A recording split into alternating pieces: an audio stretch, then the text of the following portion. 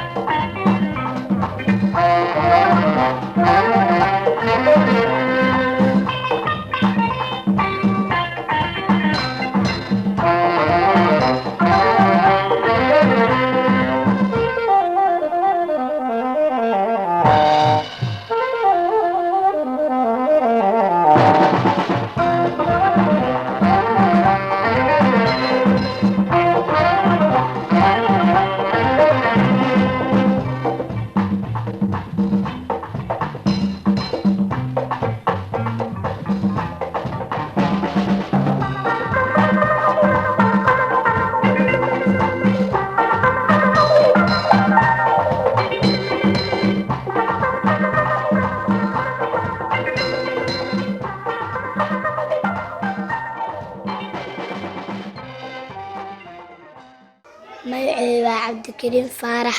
Saak waa soo kacay, waa bas qaatay, markaas waa cadaystay, kadib hadda waa quraacday, kadib hadda dugsiga aadi rabaa.